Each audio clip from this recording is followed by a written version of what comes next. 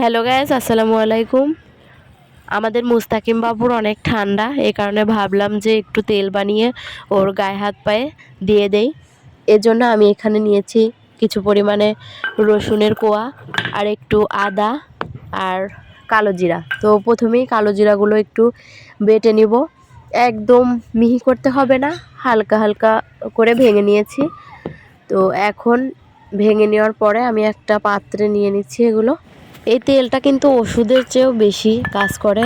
তো মুস্তাকিমকে প্রায়ই তেলটা দেই, যখনই ঠান্ডা লাগে তখনই এই তেলটা বানিয়ে ওর দাদি ওর গায়ে দেয়। তো আজকে আমি বানাচ্ছি।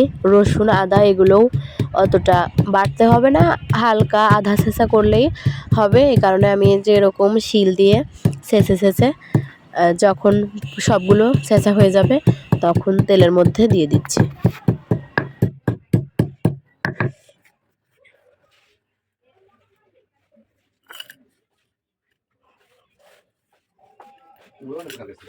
তেল বানানোর জন্য আমি সব কিছু একদম রেডি করে নিয়েছি, সবগুলো ভালো মতো তুলে নিয়েছি একটা বাটিতে। তো এখন আমি এই যে চুলায় একটা সিলভারের একটা বাটি বসিয়ে দিয়েছি। তো সিলভারের এইটা দিলে কি হয়, গরম করতে অনেক সহজ হয়, গ্যাসে দিলেও পোড়ে না।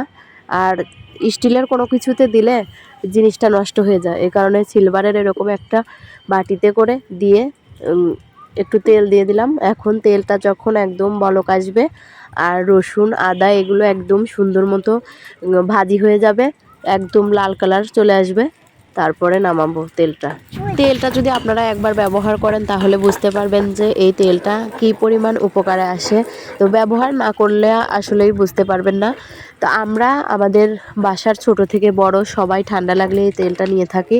তেলটা নিলে অনেক ভালো ঘুম হয় রাত্রে।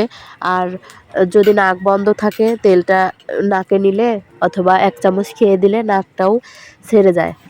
তো এখন তেলটা আমার প্রায় হয়ে আসছে, আমি আরেকটু জাল করে নামিয়ে নিব।